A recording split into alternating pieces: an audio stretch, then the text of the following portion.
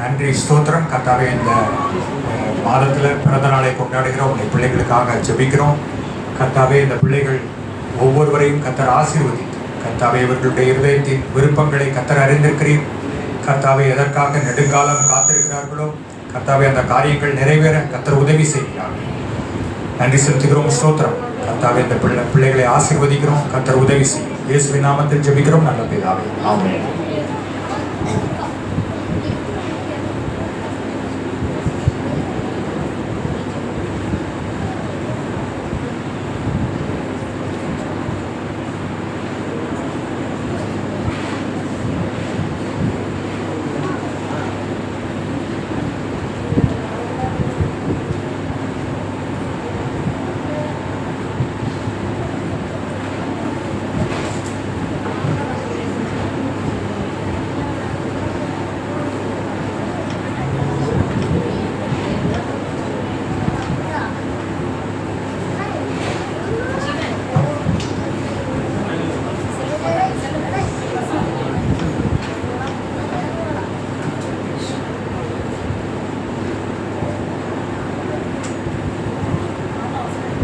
நீதிமொழிகள் 13:12.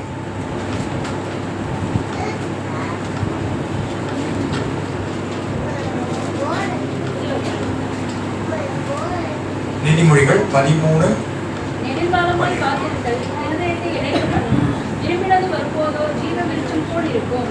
இன்னைக்கு வந்து காத்திருக்கிறதுல குறித்து நம்ம பார்க்கணும். ஓகே, நம்ம ஜெபம் பண்ணலாம். அன்பின் பரலோக பிதாவே, உமக்கு நன்றி செலுத்துகிறோம்.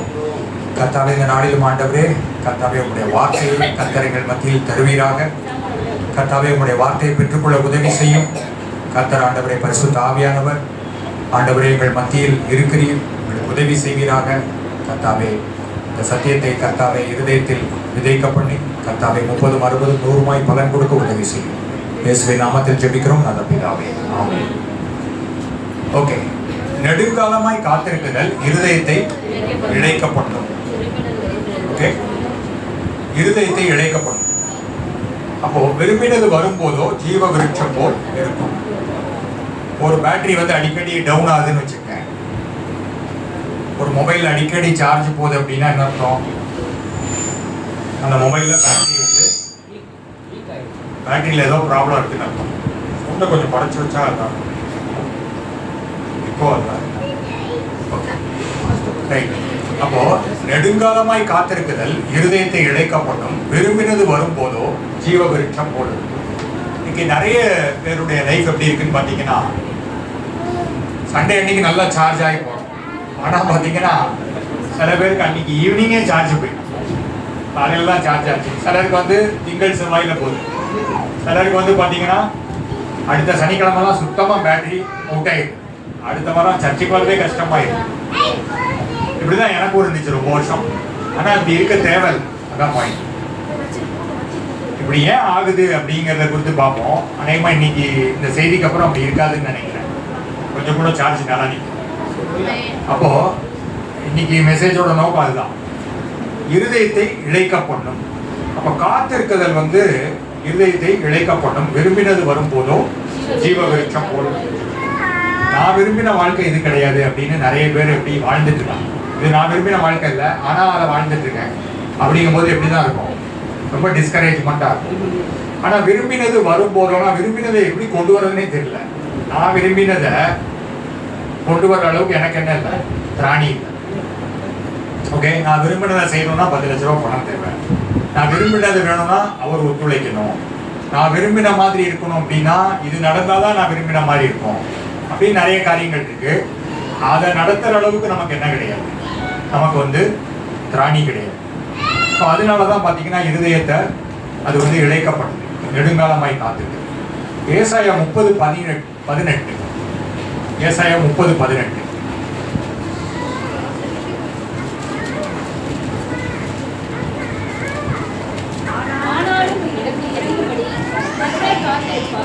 உங்கள் மேல் மனதுருகும்படி எழுந்திருப்பார். கர்த்தர் நீதி செய்கிற தேவன், அவருக்கு காத்திருக்கிற அனைவரும் பாக்கியவான்கள். ஆனாலும் உங்களுக்கு இறங்கும்படி கர்த்தர் காத்திருப்பார், உங்கள் மேல் மனதுருகும்படி எழுந்திருப்பார். கர்த்தர் நீதி செய்கிற தேவன், அவருக்கு காத்திருக்கிற அனைவரும் பாக்கியவான்கள். அப்போ இங்க 2 பேர் காத்திருக்கிறத பார்க்கணும். ஒண்ணு கர்த்தர் காத்திருக்கிறாரு அப்படின்னு, அடுத்தது அவருக்கு காத்திருக்கிற அனைவரும் பாக்கியவான்கள். இன்னைக்கு சிலர்லாம் அவங்க கர்த்தருக்கு காத்திருக்கிறதா நினைக்கிறாங்க. ஆனா ஆக்சுவலா அவங்க கர்த்தரை தான் காத்திருக்க வச்சிருக்காங்க. கர்த்தர் தான் அவங்களுக்காக காத்திருக்கிறது. ரைட்டா? நம்ம வாசிச்சோம் இல்லையா? ஏசாயா 67 சங்கீதம் 68:6 பார்த்தோம் இல்லையா? கர்த்தர் தனிமையா இருக்கிறவங்களுக்கு என்ன செய்யறாரு? குடும்பத்தை ஏற்படுத்துறாரு. ஆனா சிலர்லாம் குடும்பத்தை பத்தி கல்யாணத்தை பத்தி தவறான நிறைய வருது இல்லையா யூடியூப்ல, அதெல்லாம் பார்த்துட்டு அதை ஒரு இந்த உலகம் சொல்றதை கேட்டு அதுக்கு எதிர்த்து நிற்பாங்க. துரோகிகளோ வறண்ட நிலத்தில் தங்குவார்கள் இருக்கு. ஆங்கிலத்தில் துரோகிகள்னு இல்லை, அந்த ரிபல்லியன் எதிர்த்து நிற்கிறவங்களுக்கு அவர் என்ன செய்ய முடியல? குடும்பத்தை ஏற்படுத்த முடியல. கர்த்தர் குடும்பத்தை கட்டணும்னு நினைக்கிறாரு. ஆனா ஒத்துழைச்சாதான் கட்ட முடியும். நிறைய பேர் அதுக்கு எதிர்த்து நிற்கிறாங்க. எதிர்த்து நிற்கிறவங்க என்ன செய்யறாங்க? துரோகிகளும் வனாந்திரத்துல தங்குவார்கள் இருக்கு. அப்போ கர்த்தர் தான் காத்திருக்கிறார் நிறைய நேரத்துல. ரைட்டு. இன்னைக்கு நம்ம என்ன பார்க்க போறோம் அப்படின்னா, இந்த சோர்வை கொண்டு வரக்கூடிய காத்திருக்கிறத பத்தி பார்க்க போறோம். அப்புறம் கர்த்தருக்கு காத்திருக்கிறதுங்கிறது பாக்கியவான்கள் அதிலே எழுதி, கர்த்தருக்கு காத்திருக்கிறவர்கள் புது பலன் அடைந்து கழுகுகளை போல் எழுதியிருப்பார்கள். அது நல்ல விஷயம். ஓகே, இந்த சர்ச்சில் எல்லாம் வசனத்துல எல்லாம் ஊறி இருக்கீங்க. டக்குன்னு பாதி சொன்னோடனே கம்ப்ளீட் பண்ணிருக்கீங்க. அடுத்தது கர்த்தர் நமக்காக காத்திருக்கிறது இருக்கு இல்லையா? அது தேவையில்லாது. இப்ப பாருங்க, 40 வருஷம் வனாந்தரத்துல கர்த்தர் தான் அவங்களுக்காக காத்திருந்தார். அடுத்த தலைமுறைக்கு அவர் காத்திருக்க வேண்டியதே இல்லை. சில நேரத்தில் நம்மளும் கர்த்தருக்கு காத்திருக்கிற மாதிரி இருக்கும். பேதுரு சொல்றாரு, கர்த்தர் உங்களை ஏற்ற வேலையை உயர்த்தும் வரைக்கும் அவருடைய பலத்த கரத்திற்குள் அடங்கியிருக்கிறார். ஆனா விசுவாசிகள் பெரும்பாலும் அந்த வசனத்தை எடுத்துட்டு அவங்க காத்திருக்கிற நேரத்தை ஃபுல்லா என்ன செய்யறாங்க? ஆண்டவருக்காக காத்திருக்கிறதா நினைச்சுக்கிறாங்க. ஸோ இதை தான் நம்ம இன்னைக்கு பார்க்க போறோம். லூக்கா 18:1 வாசிப்போம். லூக்கா 18:1-4. சோர்ந்து போகாமல் எப்பொழுது ஜெபம் பண்ண வேண்டும் என்பதை குறித்து அவர்களுக்கு ஒரு ஓமையை சொன்னார். ஒரு பட்டணத்திலே ஒரு நியாயாதிபதி இருந்தான். அவன் தேவனுக்கு பயப்படாதவனும் மனுஷரை மரியாதவுமாய் இருந்தான். இந்த பட்டணத்திலே ஒரு விதவையும் இருந்தால். அவனிடத்தில் போய், எனக்கும் என் எதிராளிக்கு இருக்கிற காரியத்தில் எனக்கு நியாயம் செய்ய வேண்டும் என்று விண்ணப்பம் பண்ணினார். வெகு நாள் வரைக்கும் அவனுக்கு மனதில்லாது இருந்தது. பின்பு அவன், நான் தேவனுக்கு பயப்படாமல் மனுஷரை மரியாமல் இருந்தும். அப்போ இந்த லூக்கா 18:1-4 வசனத்தை தான் நம்ம வாசிச்சோம். அதுல ஒரு விதவை இருக்கா ஒரு பட்டணத்துல. இந்த கதையை எழுதினது யாரு? இயேசுதான். ரைட்டா? இவர் தான் கதை, திரைக்கதை, வசனம், டைரக்ஷன் எல்லாம் அவர் தான். அவரே என்ன பண்ணியிருக்கிறாரு? கெட்டகுமாரன் கதை மாதிரி இங்க ஒரு கதையை, நிறைய கதையை எழுதியிருக்கிறாரு. அப்ப இந்த கதையில 2 கேரக்டர் இருக்கு. ஒண்ணு ஒரு விதவை, அவளுக்கு ஒரு காரியம் கிடைக்கணும், ஆனா அவளுக்கு அதுக்கு திராணி இல்லை. அதே ஊர்ல இன்னொருத்தர் இருக்கான், அவனுக்கு அந்த கெப்பாசிட்டி இருக்கு, அவனுக்கு அந்த திராணி இருக்கு. இந்த விதவை எதுக்காக ஆசைப்படுறாளோ, எது இவளுக்கு கிடைக்கணுமோ நியாயமா, அதை கிடைக்கிறதுக்கு அவன் உதவி செஞ்சா கிடைக்கும். இதுதான் 2 கேரக்டர். ஒருத்தன் ஒரு விதவை இருக்கா, இந்த விதவைக்கு ஒரு காரியம் தேவை, ஆனா உதவி செஞ்சா அவளுக்கு கிடைக்கும். உதவி செய்யக்கூடிய இடத்துல ஒரு நியாயாதிபதி இருக்கான், அதே ஊர்ல இருக்கான்.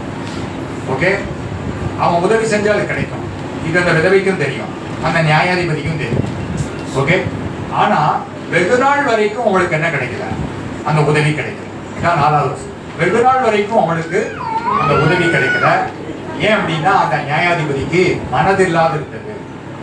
அப்ப அவன் மனசு சரியானது கிடையாது. அவனுக்கு அந்த விதவைக்கு உதவி செய்யணுங்கிறதுல எந்த ஆர்வமும் கிடையாது, அக்கறையும் கிடையாது. அந்த நியாயாதிபதி எப்படிப்பட்டவனா இருந்தான் அப்படின்னு பார்த்தீங்கன்னா, அவன் தேவனுக்கு பயப்படாதவனும் மனுஷரை மதியாதவனுமா இருந்தான். ஓகே, மனுஷனே அவன் மதிக்க மாட்டான். அப்படி இருக்கும்போது விதவையெல்லாம் சுத்தமா மதிக்க மாட்டான். சில பேர் சொல்லுவாங்க, மனுஷனே மதிக்க மாட்டான், காசு இருந்தா மதிப்பான், காசு இல்லைன்னா மதிக்க மாட்டான் அப்படிங்கிறவன் விதவை மதிப்பானா? அந்த காலத்துல விதவைகள்ங்கிறது வேற. இன்னைக்கு நீங்க சிட்டிலலாம் போனா சிங்கிள் மதர் நிறைய பேர் இருப்பாங்க. அவங்களே நல்ல வேலையில இருப்பாங்க, புருஷன் சரியா இருந்திருக்க மாட்டான், அவன் விரட்டி விட்டுருப்பாங்க, அவங்களே நல்ல வசதியா தான் இருப்பாங்க. அந்த காலத்துல ஆண்கள் தான் வேலைக்கு போன காலம், ஒரு 2000 வருஷம் முன்னாடி. அப்போ விதவை அப்படிங்கிறது ரொம்ப கடினமான வாழ்க்கை சூழ்நிலையில தான் வாழ்ந்திருக்க முடியும். அப்படிப்பட்ட ஒரு விதவையை பத்தி இங்க எழுதியிருக்கு. அதனால விதவையினோட நமக்கு தெரிஞ்ச விதவையெல்லாம் யோசிக்க கூடாது. அப்ப அந்த விதவை வந்து அவ எப்படி இருக்கா அப்படின்னு பாத்தீங்கன்னா, அவளுக்கு வந்து அவளே வந்து சமுதாயத்துல ரொம்ப கீழே இருக்கான்.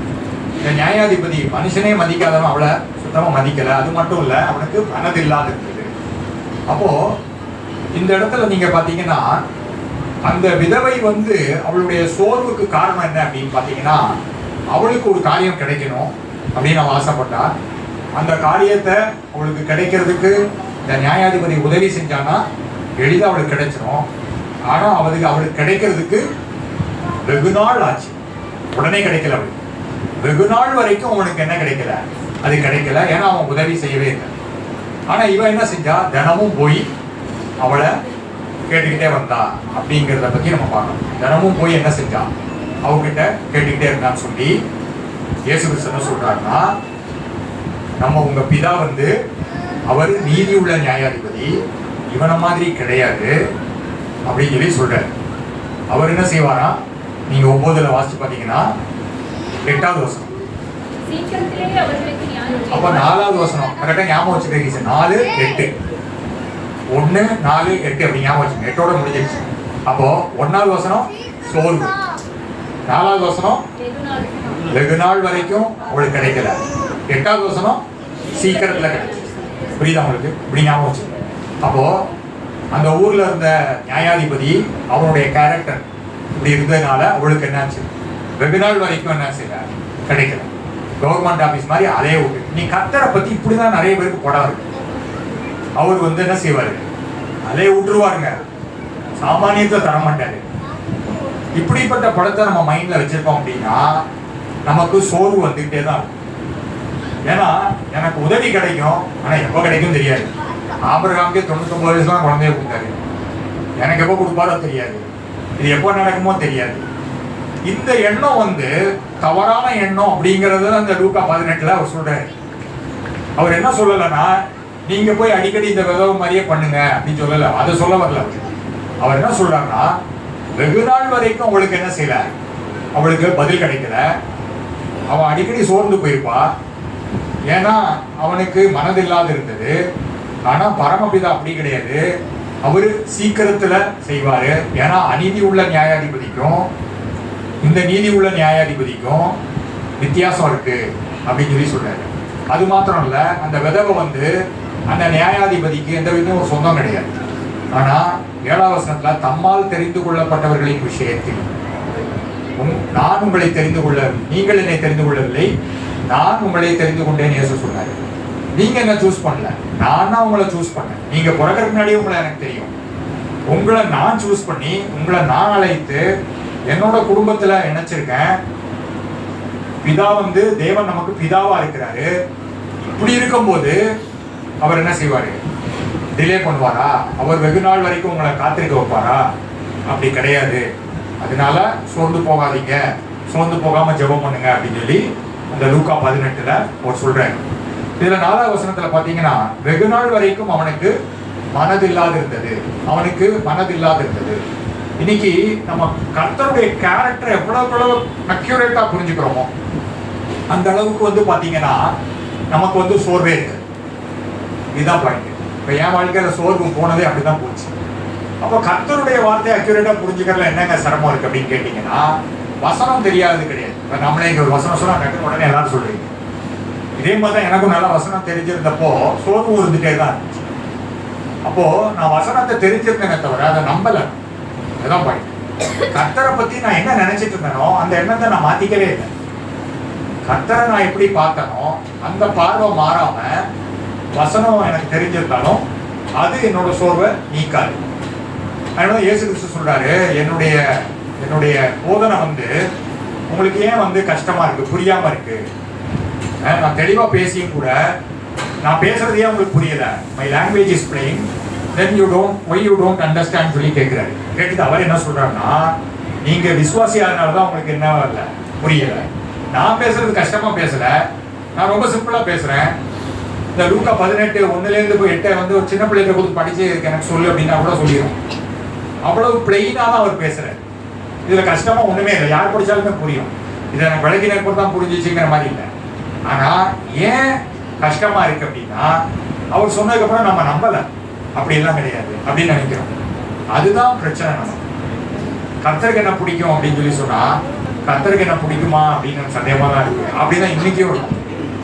அதனால நம்ம அதை நம்பவே இல்லை. அவருடைய அன்பை வந்து நம்ம நம்பவே இல்லை. சிலர்லாம் பார்த்தீங்கன்னா அந்த அன்பை நம்பவே மாட்டாங்க. அப்போ மிஸ் அண்டர்ஸ்டாண்டிங் வந்துகிட்டே இருக்கும். இப்போ கணவன் மனைவிக்கு இடையில எப்போ மிஸ் அண்டர்ஸ்டாண்டிங் வரும் பார்த்தீங்கன்னா, ஒரு 2 ஃப்ரெண்ட்ஸ் இருக்காங்க அப்படி வச்சுப்போம். 2 ஃப்ரெண்ட்ஸுக்கு நடுவில் மிஸ் அண்டர்ஸ்டாண்டிங் எப்போ டெவலப் ஆகும்னா, நம்பாமல் இருக்கும் போது தான். கர்த்தரை நம்பாமல் இருக்கும் போது ஆயிரக்கணக்கில் மிஸ் அண்டர்ஸ்டாண்டிங் வந்துகிட்டே இருக்கும். அப்போ அந்த மிஸ் அண்டர்ஸ்டாண்டிங் எத்தனை வருஷம் பைபிள் படிச்சுட்டே இருந்தாலும் கிளியர் ஆகாது. ஏன்னா நான் தான் நம்பவே இல்லையே. அதனால எனக்கு சந்தேகம் வந்துகிட்டே இருக்கு. திரும்ப கேட்குறேன், திரும்பவும் சந்தேகம் வருது. அப்போ சந்தேகம் எது வழியா வருது அப்படின்னு பார்த்தீங்கன்னா, சூழ்நிலை வழியா வருது. சூழ்நிலை வந்து பார்த்தீங்கன்னா நம்ம கேட்குற சத்தியத்துக்கும் சூழ்நிலைக்கும் சவாலா இருக்கு. அங்க எப்படி எழுதியிருக்கானா இப்படி தானே நடக்குது, இப்படி தானே நடக்குது, காது இவ்வளவு நாள் நான் வெயிட் பண்ணிட்டேனே. அப்போ நமக்கு என்ன வந்துடுது? சந்தேகம் வந்து பேதுரு தண்ணிக்குள்ள மூழ்க ஆரம்பிச்சிடறான். எப்போன்னா கர்த்தருடைய வார்த்தையை கேட்டு அதை அது பண்ண கடல் மேல நடந்து போயிட்டு இருக்கான். ஆனா அந்த சூழ்நிலையை பார்த்தோன்னா அவனுக்கு பயம் வந்துருக்கு. தண்ணிக்குள்ள மூழ்க ஆரம்பிச்சு. ஆண்டவர் என்ன சொன்னார்? ஏன் சந்தேகப்பட்ட? அப்போ சந்தேகப்படுறவன் எப்படி இருக்கான்? காற்றினால் அடைக்கப்படுகிற அலை மாதிரி இருக்கான். ஒரு நாள் இந்த பக்கம் போயிடுவான், ஒரு நாள் இந்த பக்கம் வந்துடுவான், ஒரு நாள் பயங்கரமா சந்தோஷமா இருப்பான், ஏன்னா நீ கர்த்தரை விசுவாசிச்சிருப்பான். அடுத்த நாள் பார்த்தா பயங்கர டிப்ரெஷனுக்குள்ள போயிடும். ஓகே, எதிர்காலத்தை பார்த்தா ரொம்ப பயமா இருக்கு. அப்படின்னா அப்போ நம்ம எதை நம்புறோங்கிறதான் கேள்வி. ஏன்னா நம்ம நம்பக்கூடிய ஒரு காரியம் வந்து மாறுதலுக்கு உட்பட்டதுன்னு அர்த்தம். கர்த்தர் நேற்று இன்று என்று மாறாதவரா இருக்கிறார். ஓகே, நிறைய நேரத்தில் நான் நினைச்சிருக்கேன் முன்னாடிலாம், ஐயோ எத்தனை விஷயத்த மேனேஜ் பண்ண வேண்டியதா இருக்கு. ஒரு பக்கம் வேலையை மேனேஜ் பண்ணணும், ஒரு பக்கம் என் மேனேஜரை மேனேஜ் பண்ணணும், ஒரு பக்கம் குடும்பத்தை மேனேஜ் பண்ணணும், இன்னொரு பக்கம் கர்த்தரை மேனேஜ் பண்ணணும். அப்படிதான் நிறைய பேர் நினைக்கிறோம். கர்த்தரை மேனேஜ் பண்ண வேண்டியது இல்லை. எப்பவுமே எதை மேனேஜ் பண்ணணும் அப்படின்னா, எது மாற்றத்துக்கு உட்பட்டதோ அதை தான் மேனேஜ் பண்ணணும். என் ஹெல்த்து அதை மேனேஜ் பண்ணணும், ஏன்னா அது மாற்றத்துக்கு உட்பட்டது. இன்னைக்கு நல்லா இருக்கிறேன், மேனேஜ் பண்ணலன்னா நாளைக்கு சுகர் வந்துடும். கரெக்டாக மேனேஜ் பண்ணணும். பணத்தை மேனேஜ் பண்ணணும், இல்லாட்டி பணக்காரன் ஏழை இருக்கணும். டைமை மேனேஜ் பண்ணணும். ஆனால் கர்த்தரை மேனேஜ் பண்ணணுமா அப்படின்னா, கர்த்தர் நேற்றும் இன்றும் மாறாதவராக இருக்கிறாரு. கர்த்தரை வந்து அவரோட கேரக்டர் தான் மேனேஜ் பண்ணணும். கர்த்தரை நம்ம மேனேஜ் பண்ண முடியாது. இதை நல்லா தெரிஞ்சுக்கணும். இது அதனால தான் பார்த்தீங்கன்னா நிறைய நேரத்தில் கர்த்தரை நம்ம மேனேஜ் பண்ண ட்ரை பண்ண முடியாது. கர்த்தரை அவருடைய கேரக்டர் தான் மேனேஜ் பண்ணணும், அவரோட வார்த்தை தான் அவரை மேனேஜ் பண்ணணும். அப்போ கர்த்தரை பற்றி நம்ம அவர் கேரக்டர் என்னன்னு தெரிஞ்சுக்கிட்டோம்னா நம்ம வந்து அவரை மேனேஜ் பண்ண தேவையில்லைன்னு நினைப்போம். கர்த்தர் நல்லவர், அவ்வளோதான். அதான் சங்கீதத்தில் எழுதி, கர்த்தர் நல்லவர் அப்படின்னு நம்புறவனுக்கு பயமே கிடையாது. ஏன்னா கர்த்தர் நல்லவர், எல்லாரும் கெட்டவன் ஆகிட்டா பரவாயில்ல, கர்த்தர் நல்லவர். ஓகே, கர்த்தரோட அன்பை விட்டு எதுவுமே என்ன பிடிக்காது. ரோமர் 8 எழுதியிருக்கு, பயப்படவே தேவையில்லை. எல்லாரோட அன்பும் மாறிடும். அவரோட அன்பை விட்டு என்ன செய்ய முடியாது, எதுவும் என்ன பிரிக்க முடியாது. ஓகே, ஒருவேளை நான் பாவம் செஞ்சேன்னா, நீங்க பாவம் செஞ்சீங்கன்னா நேர கிருபாசன தண்டைக்கு சேர கடவுள்னு எழுதியிருக்கு. நம்ம பாவம் செஞ்சா பிதாவின் இடத்துல இயேசு கிறிஸ்து பரிந்து பேசுறவரா இருக்கிறார். அதுவும் நம்மளை என்ன செய்யாது, பிரிக்க முடியாது. அப்போ போய் பாவம் செய்யலாமா அப்படின்னா அப்படி அதுக்காக அதை எழுதலை. ஓகே, பாவம் செய்யாதவங்களுக்காக அது எழுதியிருக்கு. பாவம் செஞ்சுட்டா நீங்க பயப்பட தேவையில்லை அப்படின்னு சொல்லி அது எழுதியிருக்கு. கர்த்தருக்கு பயப்படுறவங்களுக்காக அது எழுதியிருக்கு. அப்போ சோர்ந்து போகாம இருக்கணும் அப்படின்னா கர்த்தரை குறித்தான பார்வை வந்து மாறணும். அவர் வந்து வெகு நாள் வரைக்கும் நம்மளை வந்து நமக்கு தர வேண்டிய உதவியை தராம அலைய விடுறவர் கிடையாது. அப்புறம் ஏன் பிரதர் வெகு நாள் எடுக்குது அப்படிங்கிற கேள்வி இருக்கு இல்லையா?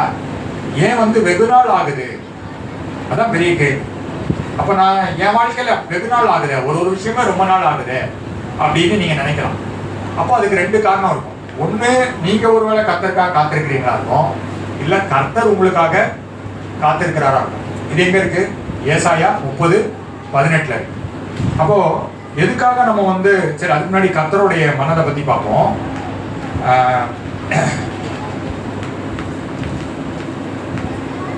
லூக்கா 12:32. லூக்கா 12:32.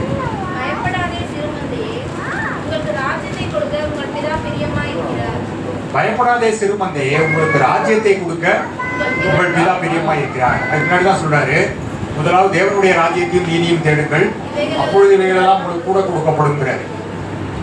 ராஜ்யத்தை தேடுங்க, ராஜ்யத்தில் இதெல்லாம் இலவசமா கொடுக்கப்படுங்கிறாரு. இப்போ ஒருபடி மேல போய் ராஜ்யத்தையே உங்களுக்கு என்ன செய்யணும்னு நினைக்கிறாரு, கொடுக்கணும்னு நினைக்கிறாரு. அப்போ பயப்படாதே சிறுமந்தையே. அப்ப பயத்துக்கு பின்னாடி என்ன இருக்குன்னு பாத்தீங்கன்னா, பிதா கொடுக்க பிரியமா இருக்கிறாருங்கிறதே தெரியாம இருக்கு. பிதா எதையும் தனக்காக வச்சிருக்கல, குமாரனையே தனக்கென்று வச்சுக்காம குமாரனே கொடுத்தவர் அவரோட கூட மற்ற எல்லாவற்றையும் அருளாது இருப்பது எப்படி? அப்போ பிதா கொடுக்க பிரியமா இருக்கிறார். பிரியமா கொடுக்கணும், பிரியப்படுற கொடுக்கறது. அந்த நியாயாதிபதி கொடுக்க பிரியமா இல்லாம, ஆனா இப்ப டெய்லி என்ன தொந்தரவு பண்றக்கா, போ சனிய எடுத்துட்டு போ அப்படின்னு சொல்லி என்ன செஞ்சான், கொடுத்தான். ஆனா இங்க பிதா கொடுக்க பிரியமா இருக்கிறார்.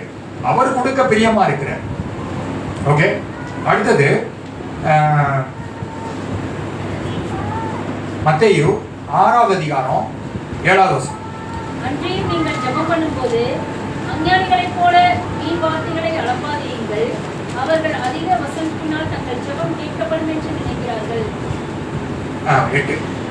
அவர்களைப் போல நீங்கள் செய்யாதீர்கள். உங்கள் பிதாவை நோக்கி நீங்கள் வேண்டிக் கொள்கிறதற்கு முன்னமே உங்களுக்கு இன்னது தேவை என்று அவர் அறிந்திருக்கிறார். அவர்களைப் போல நீங்கள் செய்யாதீர்கள். உங்கள் பிதாவை நோக்கி நீங்கள் வேண்டிக் கொள்கிறதற்கு முன்னமே உங்களுக்கு இன்னது தேவை என்று அவர் அறிந்திருக்கிறார். அப்போ நான் ஜெபிக்கிறதுக்கு முன்னமே என்ன நடக்குதுன்னு எனக்கு தெரியும். ஜெபிக்கிறதுக்கு பின்னாடி என்ன நடக்குது, ஜெபிக்கிறதுக்கு முன்னாடி என்ன நடக்குது. ஓகே, இப்போ நம்ம ஒருத்தர் மேல அக்கறையா இருக்கோம்னு வச்சுங்க, அவங்க சொல்ற எனக்கே தெரியும், கேள்விப்பட்டேன் அப்படி சொல்லுவோம் இல்லையா?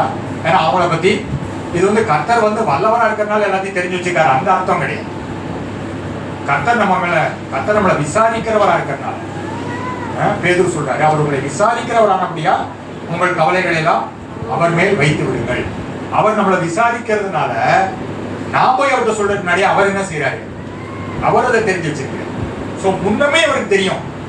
அப்ப நான் போய் ஜபத்துல அதை சொல்றதுக்கு முன்னாடி அதை சொல்லிதான் அவர் தெரிஞ்சுக்கணும் கிடையாது, அதுக்கு முன்னாடி அவருக்கு தெரியும். ஏன்னா என் மேல ஒரு அக்கறை உள்ளவரா இருக்கு, என்ன ஒரு விசாரிக்கிறவரா இருக்கிறார். அப்ப இங்க என்ன எழுதியிருக்கு அப்படின்னு பாத்தீங்கன்னா, நீங்கள் ஜெபம் பண்ணும் போது அஞ்ஞானிகளைப் போல வீண் வார்த்தைகளை அளப்பாதீர்கள். அவர்கள் அதிக வசனிப்பினால் தங்கள் ஜெபம் கேட்கப்படும் என்று நினைக்கிறார்கள். அப்போ அடிக்கடி போய் அலட்டினதுனாலதான் அவளுக்கு பதில் கிடைச்சிச்சு. அதான் நம்ம பார்க்கிறோம் லூக்கா 18வது அதிகாரத்துல 5வது வசனம் வாசிங்க.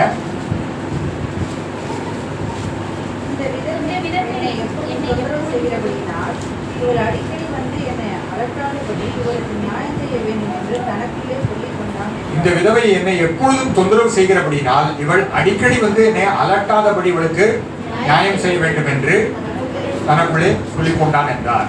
அப்போ இங்க மத்தேயு நம்ம பார்த்தோம், மத்தேயுல என்ன பார்த்தோம், 6வது அதிகாரத்துல நம்ம என்ன செய்ய தேவையில்ல, இதாட்ட போய் அடிக்கடி போய் அவருக்கு ஞாபகப்படுத்த தேவையில்ல, அல்லது அவர் அலட்ட தேவையில்ல, அவர் அக்கறை உள்ளவரா இருக்கிறாரு. ஆனாலும் நம்ம ஜெபிக்கணும், அவருக்கு எல்லாமே தெரியும் அப்படின்னு சொல்லி நம்ம ஜெபிக்காம இருக்க முடியாது. ஏன்னா யாக்கோபுல சொல்றாரு, நீங்க கேட்காதனால என்ன செய்யல, பெற்றுக்கொள்ளல. ஏன்னா பெருமை உள்ளவனுக்கு தேவன் என்ன செய்யறாரு, எழுத்து நிற்கிறார். தாழ்மை உள்ளவர்களுக்கு பெருமை அளிக்கிறார். அப்போ கேட்பதுங்கிறது தாழ்மையை, அவருக்கு தெரியும்னா கூட நான் என்ன செய்யணும், அவர்கிட்ட போய் கேட்கணும். ஏன்னா தாழ்மை உள்ளவர்கள் தான் என்ன செய்யறாரு, கிருபை அளிக்கிறார். பெருமை உள்ளவர்களுக்கு எழுத்து நிற்கிறார்.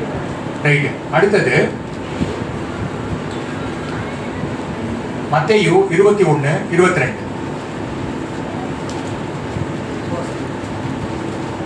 மத்தேயு 21:22.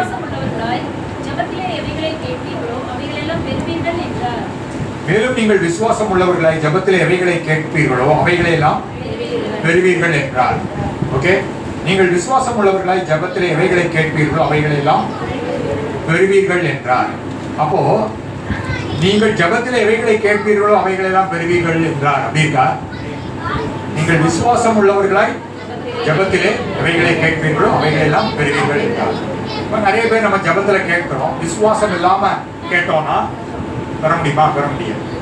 அப்போ விசுவாசம் உள்ளவர்களாய் நீங்கள் ஜெபத்தில் எவைகளை கேட்பீர்களோ அவைகளை எல்லாம் பெறுவீர்கள் என்றார்.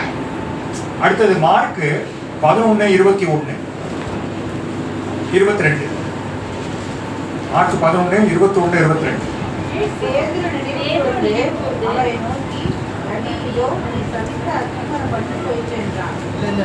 ஆமா கரெக்ட் தான். மார்க் 11:21-22. பேதுரு நினைவு கூர்ந்து அவரை நோக்கி, ரபி, இதோ நீர் சபித்த அத்திமரம் பட்டு போயிற்று என்றான். இயேசு அவர்களை நோக்கி, தேவனிடத்தில் விசுவாசமாய் இருங்கள். சம்மந்தம் இல்லாம ரெண்டு இது சொல்ற மாதிரி இல்லையா? பேதுரு ஒண்ணு சொல்றான், இயேசு ஒண்ணு சொல்றேன். என்ன கனெக்ஷன் ரெண்டுத்துக்கும்? இதே சம்பவத்தை மத்தேயு எப்படி சொல்றாரு? மத்தேயு 21:20. மத்தேயு 21:20. சீஷர்கள் அதை கண்டு இந்த அத்திமரம் எத்தனை சீக்கிரமாய் பட்டு போயிற்று என்று சொல்லி ஆச்சரியப்பட்டார்கள். சீஷர்கள் அதை கண்டு இந்த அத்திமரம் எத்தனை சீக்கிரமாய் பட்டு போயிற்று என்று சொல்லி ஆச்சரியப்பட்டார்கள். நீங்க மார்க் 11:21 பாத்தீங்கன்னா இந்த அத்திமரம் பட்டு போயிட்டுன்னு சொன்னாதான் இருக்கு. ஆனா நீங்க மத்தேயு 21:20 அதே சம்பவம் எப்படி இருக்கு? சீஷர்கள் ஆச்சரியப்பட்டார்கள். அதை பார்த்தோம்னா ஆச்சரியப்பட்டாங்க அப்படின்னு இருக்கு. அப்புறம் 21 என்ன சொல்றாரு? நீங்கள் சந்தேகப்படாமல் விசுவாசம் உள்ளவர்களாக இருந்தால் இந்த அத்திமரத்துக்கு செய்ததை நீங்கள் செய்ததும் அல்லாமல் இந்த மலையை பார்த்து நீ பெயர்ந்து சமுத்திரத்திலே தள்ளுண்டு போ என்று சொன்னாலும் அப்படியே ஆகும் என்று. சரி, இப்ப என்ன சொல்றாருன்னா, இயேசு அவர்களை நோக்கி நீங்கள் சந்தேகப்படாமல் விசுவாசம் உள்ளவர்களாக இருந்தால், அவங்க ஆச்சரியப்பட்டதை பார்க்கிறார் இயேசு. அவங்க ஏன் ஆச்சரியப்பட்டாங்க அப்படிங்கிற கேள்வி வரணும் இல்லையா? ஒரு மரம் பட்டு போச்சு, இதுல என்ன ஆச்சரியப்படுறதுக்கு என்ன இருக்கு இல்லையா? மரம் பட்டு போது ஒரு சாதாரண விஷயம் தான். வானத்திலேருந்து ஏதோ விழுந்துருச்சா? அதெல்லாம் ஒன்றும் நடக்கல. ஒரு மரம் பட்டு போச்சு, இப்ப நீங்களே ஆச்சரியப்படுறீங்க. என்னங்க ரொம்ப ஆச்சரியப்படுறீங்க? மரம் பட்டு போச்சு, அதுக்கே இவ்வளவு ஆச்சரியப்படுறீங்க? ஏதோ 1 கோடி ரூபாய் லாட்டில விழுந்த மாதிரி கேட்பாங்களா இல்லையா? அத மாதிரி இந்த மரம் பட்டு போனதுல ஆச்சரியப்படுறதுக்கு என்ன இருக்கு அப்படின்னு பார்த்தா, மத்தேயு 21:19 பாத்தீங்கன்னா, அப்பொழுது வழியருகே ஒரு அத்திமரத்தை கண்டு அதனிடத்திற்கு போய் அதிலே இலைகள் அன்றி வேறொன்றையும் காணாமல். அதிலே இலைகளே அன்றி வேறொன்றையும் காணாமல். மார்க் 11:13. அப்பொழுது இலைகளுள்ள ஒரு அத்திமரத்தை தூரத்திலே கண்டு. அப்பொழுது இலைகளுள்ள ஒரு அத்திமரத்தை தூரத்திலே கண்டு. ரெண்டு இடத்துல இலைன்னு இருக்கா? மத்தேயு 21:19 அதுல என்ன இருக்கு? அதுல நிறைய இலை இருக்கு, ஆனா என்ன இல்ல? அத்திப்பழம் இல்ல. மார்க் 11 இலைகள் உள்ள ஒரு அத்திமரத்தை. ஒரு மரம் சொன்னா போதாதா? இலைகள் உள்ள ஒரு அத்திமரம் எதுக்கு சொல்லணும்? இலை இல்லாம இருக்குமா அந்த மரம்? இலைகள் உள்ள ஒரு அத்திமரத்தை தூரத்திலே கண்டு. எங்கேருந்து பார்த்தாங்க? அத்திமரத்தை தூரத்திலே கண்டு. அப்படின்னா நமக்கு அத்திமரம்னா என்னன்னு தெரியும், வேப்ப மரம்னா நமக்கு தெரியும், புளிய மரம்னா தெரியும். ஆனா அத்திமரம்னா நமக்கு என்னன்னு தெரியாதனால நமக்கு அதை பத்தி தெரியல. இதுதான் அத்திமரம். நீங்க டிவி எடுத்துக்கலாம் நினைச்சேன், பாருங்க அத்திமரம்னா எப்படி தெரியுதா? இது அத்திமரம் எப்படி இருக்கு பாருங்க. ஏதோ புதர் மாதிரி இருக்கா? எப்படி இருக்கு? அத்திமரம். Okay, right. இப்போ இந்த அத்திமரம் சாதாரண மரம் கிடையாது, ரொம்ப பெருசா இருக்கும், நிறைய இலைகள் நிறைந்ததா இருக்கும்.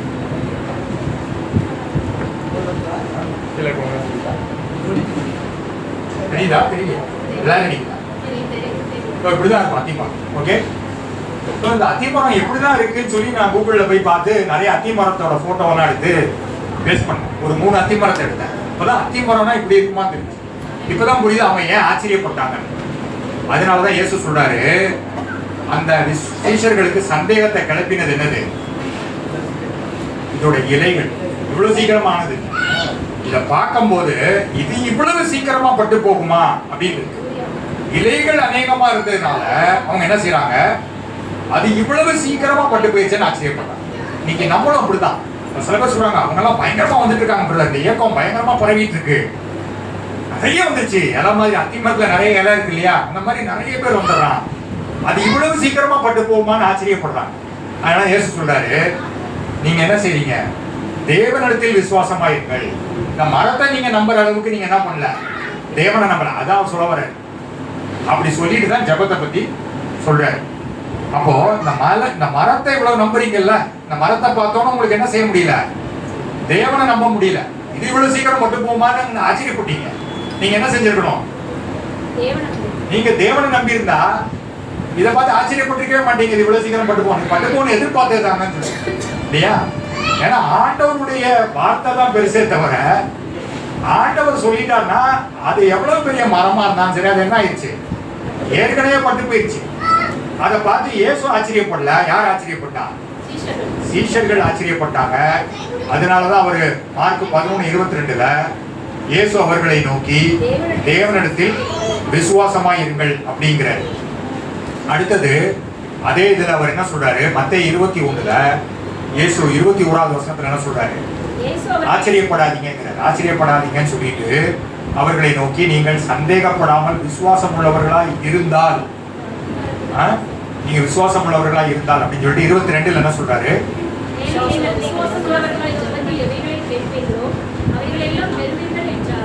அப்போ நீங்க அத்திமரத்தை பார்த்துட்டு, ஓகே, அத்திமரத்தை பார்க்கிற வரைக்கும் என் வார்த்தை உங்களுக்கு எப்படி இருந்துச்சு, பெருசா இல்ல, இதுதான் அத்திமரம் காமிச்சோன்னே இது எப்படிங்க பட்டு போகும்.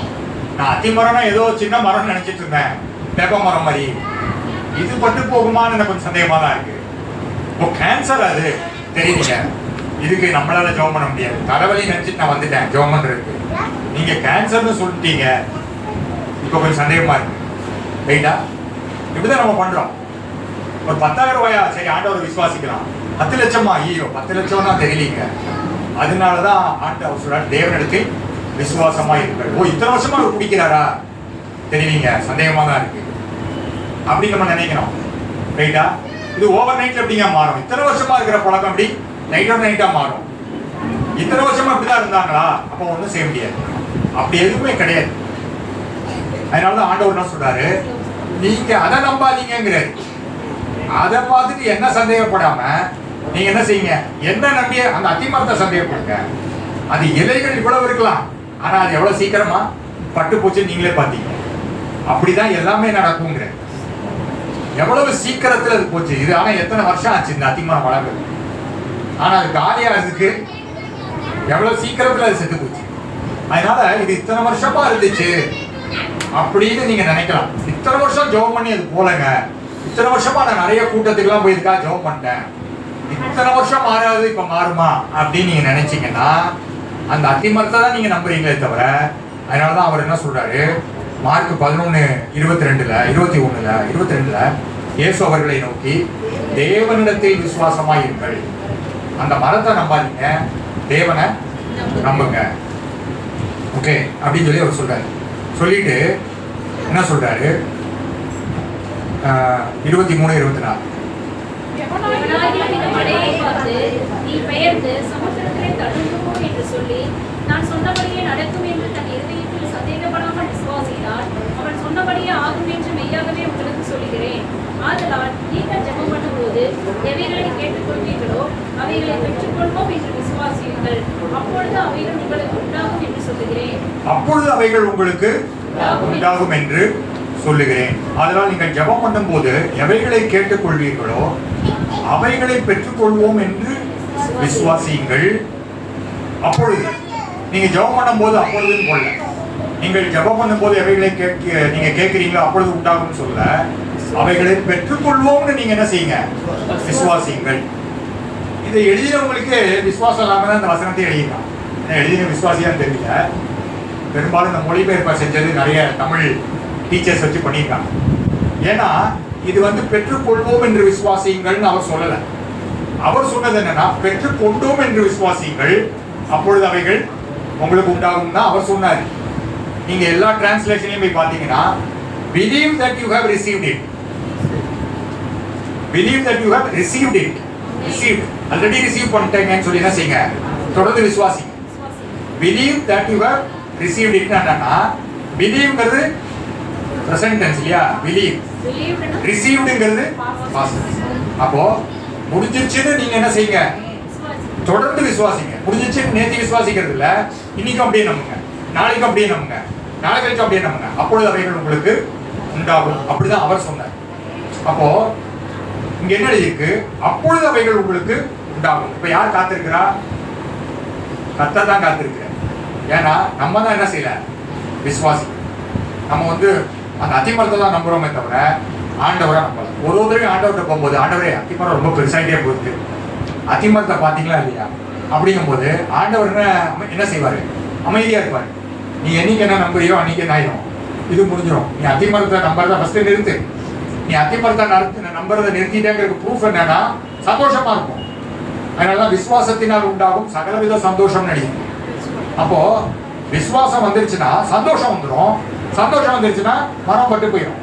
ஆனா நம்ம விசுவாசிக்காதனால மரத்தையே பார்த்துட்டு இருக்கனால சோகமா தான் இருக்கும். அதனால நம்ம சோகம் எப்போ முடியுதோ அது வரைக்கும் அவரும் என்ன செய்யறாரு? வெயிட் பண்றாரு. அப்பொழுது அவைகள் உங்களுக்கு உண்டாகும் என்று சொல்லுகிறேன். 12 வருஷமா பெரும்பாடு உள்ள ஒரு ஸ்திரீ இருந்தா. அவளுக்கு எப்ப பெரும்பாடு நின்று போச்சு? 12 வருஷம் ஆனதுனால நின்று போச்சா? இல்ல, எப்போ அவளுக்கு விசுவாசம் வந்துச்சோ அப்பதான் நின்று போச்சு. 12 வருஷம் இல்ல, 38 வருஷம் ஆனாலும் நின்று இருக்காது. ஆனா 12 வருஷம் நிறைய பேர் நினைக்கிறோம் அது 12 வருஷம் ஆயிடுச்சு அதனால முடிச்சிடும். அப்படி முடியாது. கர்த்தரை எது நகர்த்தும் அப்படின்னு பாத்தீங்கன்னா விசுவாசம் தான் கர்த்தரை மூவ் பண்ணிருக்கு. மகளே உன் விசுவாசம் உன்னை ரட்சித்ததுங்க. ரைட்டா? இந்த நூற்றுக்கு அதிபதி சொல்றான். என்ன சொல்றான்? ஒரே ஒரு வார்த்தை சொல்லுங்க, வீட்டுக்கெல்லாம் நீங்க வர வேணாங்கிறான். நீங்க வீட்டுக்கு வந்தாலும் சுகப்படுத்த தேவையில்ல, உங்க வார்த்தை சொன்னா போதும். அந்த வார்த்தையிலேயே அதிகாரம் இருக்கு, அவங்க குணமாயிருவாங்க. அப்ப இயேசு சொன்னாரு, இஸ்ரவேலருக்குள்ளேயும் இப்படிப்பட்ட விசுவாசத்தை நான் பார்க்கலாம். ஆச்சரியப்படுறேன். அப்ப பாருங்க, ஆண்டவருடைய வார்த்தையை விசுவாசிக்கிறவன் நான் பார்த்து கர்த்தர் ஆச்சரியப்படுறேன். அவனுக்கு தான் ஏதாவது செய்யணும்னு நினைக்கிறேன். அவரை நம்பாதவனை பத்தி அவர் கவலைப்படலை. ஆனா அவரை நம்புறவனுக்கு அவர் எப்படி இருக்கிறாரு? ரொம்ப கமிட்டடா இருக்கிறாரு. ரைட்டா? அப்போ நம்ம அவரை நம்பும் போது நம்ம என்ன செய்யறோம்? அவரை உள்ள கொண்டு வரோம். நம்ம சூழ்நிலைக்குள்ள கர்த்தர் வந்துட்டாருனாலே சூழ்நிலை மாறிடும். ஆனா எப்படி கொண்டு வருதுன்னு நமக்கு தெரியல. நம்ம நம்பும் போது என்ன பண்றோம்? அவரை கொண்டு வரோம். நம்ம சந்தேகப்படும் போது என்ன செய்யறோம்? அவரை வெளியில வச்சிருக்கோம். ஓகே, நம்ம சந்தேகப்படும் போது கர்த்தரால உள்ள வர முடியல. நம்ம நம்பும் போது தான் அவர் என்ன செய்ய முடியும்? உள்ள வர முடியும். அடுத்து 25. நீங்கள் நின்று ஜெபம் பண்ணும்போது ஒருவர் பேரில் உங்களுக்கு யாதொரு குறை உண்டாயிருக்குமானால் பரலோகத்தில் இருக்கிற உங்கள் பிதா உங்கள் தப்பிதங்களை உங்களுக்கு மன்னிக்கும்படி அந்த குறையை அவனுக்கு மன்னிக்கும். அந்த குறையை இருக்கு. அது எந்த குறை? ஜெபம் பண்ணும்போது ஒரு குறையும் இல்லாம வந்தாதான் ஜெபத்தை கேட்பேன் அப்படின்னு சொல்லியிருந்தா யாருமே ஜெபிக்க முடியாது. ஆனா அவர் என்ன சொல்றாரு? உன் மேல 1000 குறை இருந்தாலும் ஜெபிக்கவா. ஆனா அந்த குறைன்னு ஒரு குறை இருக்கு. அது யார் குறை? அந்த குறை யாரோட குறை? என்னோட குறை. அது யாரோட குறை? திரும்ப வாசிங்க. 25. யார் கரெக்டா சொல்றாங்க? நீங்கள் நின்று ஜெபம் பண்ணும்போது ஒருவன் பேரில் உங்களுக்கு யாதொரு குறை உண்டாகுமானால் பரலோகத்தில் இருக்கிற உங்கள் பிதா உங்கள் தப்பிதங்களை உங்களுக்கு மன்னிக்கிறபடி அந்த குறையை அவனுக்கு மன்னிக்கும். நம்ம எதிராளி அந்த குறைனா ஒருத்தர் மேல, எதிராளி கூட கிடையாது, யாரோ ஒருத்தர் மேல எனக்கு ஒரு குறை. அப்போ ஜெபிக்கும் போது குறையே இல்லாம ஜெபிக்கணும் அப்படின்னு நம்ம நினைக்கிறோம். இது எங்கேயும் இந்த ஐடியா வந்துச்சுன்னு தெரியல. இது ஆண்டவர் சொல்லல, இது யூடியூப்ல எல்லாரும் சொன்னது. யூடியூப்ல இருக்கிற பிரசங்கிமார்கள் சொன்னதை கேட்டுட்டு நம்ம நினைக்கிறோம் ஆண்டவர் ஜெபத்தை கேட்க மாட்டாரு, ஏன்னா என்கிட்ட நிறைய குறை இருக்கு. இப்படி சொல்ல, உங்ககிட்ட 1000 குறை இருக்கலாம். ஆனா அந்த குறைய, உனக்கு ஒருத்த மேல ஒரு குறை இருக்கு இல்லையா, அந்த குறைய நீ மன்னிச்சுட்டு வந்துட்டேன்னா உன்னோட குறை 1000 இருந்தாலுமே அது அவனுக்கு அங்கேயே மன்னிக்கப்படும். அப்ப பாருங்க, இப்போ நம்மளோட ஜபத்துக்கு பதிலா டிலே பண்றது என்னன்னா நம்மளோட சந்தேகம். ஏன்னா அத்திமரத்தை நம்புறோமே தவிர எதை நம்பல? நம்ம அந்த தேவனை நம்பல. அதனாலதான் சொல்றாரு, அத்திமரத்தை நம்பாதீங்க, இதுல நிறைய இலை இருக்குன்னு பார்க்காதீங்க. நீங்க அத்திமரத்தை நம்புறதுனால நீங்க என்ன பண்றீங்க? அது பட்டு போனதுக்காக ஆச்சரியப்படுறீங்க. நீங்க என்ன நம்பி இருந்தா ஆச்சரியப்படவே மாட்டீங்க. இவ்வளவு பெரிய வீடை நான் எப்படி வாங்கினா ரொம்ப ஆச்சரியமா இருக்கு, அப்படி கிடையாது. இது எதிர்பார்த்தது தாங்க, இதோட பெரிய வீடை வாங்க போறேன் அப்படி சொல்றீங்களா? அல்ல இவ்வளவு பெரிய வீடெல்லாம் வாங்க நினைச்சு கூட பாக்குறீங்க அப்படின்னு சொல்றீங்கன்னா நீங்க எதை நம்பல? கர்த்தருடைய வார்த்தையை நம்பல. ஏதோ லாட்டில விழுந்த மாதிரி விழுந்துச்சு போல இருக்குன்னு தான் நினைக்கிறீங்களே தவிர கர்த்தரை நம்புற இதெல்லாம் பார்த்து ஆச்சரியப்பட மாட்டாங்க. இதை விட பெருசா ஆட்டோ சொன்னாரு, இதை செய்வீங்க, இதை விட பெருசாவும் செய்வீங்கன்னாரு. நான் செய்யறத நீங்க செய்வீங்க, இதை விட பெருசா ஈஸியா செய்வீங்கன்னாரு. ஆனா நம்ம என்ன செய்யறோம்? சின்னதா அவங்க செஞ்சுட்டு நம்ம என்ன செய்யறோம்? ஆச்சரியப்படுறோம். இது எப்படி செய்வேன்னு எதிர்பார்க்கவே இல்லை. அதனால சொல்றாரு, தேவனிடத்தில் விசுவாசமா இருங்கள். தேவனிடத்தில் விசுவாசமா இருந்தீங்கன்னா இதெல்லாம் உங்களுக்கு ஆச்சரியமாவே இருக்காது. இதெல்லாம் சாதாரணமா நடக்க வேண்டிய விஷயம். சாதாரணமா நடக்க வேண்டிய விஷயம் கூட நடக்காம இருக்குது, அதனால நம்ம ஆச்சரியப்படுறோம். அப்போ சாதாரணமா நடக்க வேண்டிய விஷயத்த நடக்க விடாம பண்றது என்னது? நம்முடைய அவிசுவாசம். ஓகே, அப்புறம் நம்ம என்ன செய்யறோம்? ஜெபிக்க வரோம். ஜெபிக்க வரும்போது 1000 குறையோட நம்ம வரோம். நம்ம மேல 1000 குறை இருக்கு. ஓகே, அதை பத்தி நமக்கு ஞாபகத்துல கூட இல்லை. ஆனா அடுத்தவங்க மேல ஒரு குறை இருக்கு இல்லையா, அந்த குறையை நம்மளால என்ன செய்ய முடியல. எப்படிங்க அவர் அதை செய்வார்? அந்த ஒரு குறையை மட்டும் என்னால என்ன செய்ய முடியாது, மறக்கவே முடியாது, மன்னிக்கவும் முடியாது. அது என்ன பண்ணுது, நமக்கு பதில் வர்றதுக்கு டிலே பண்ணுதே தவிர கர்த்தர் வந்து என்ன செய்யல, டிலே பண்ணல. அவர் சீக்கிரத்துல செய்யணும்னு நினைக்கிறத நான் என்ன பண்றேன், லேட் பண்றேன். ஓகே,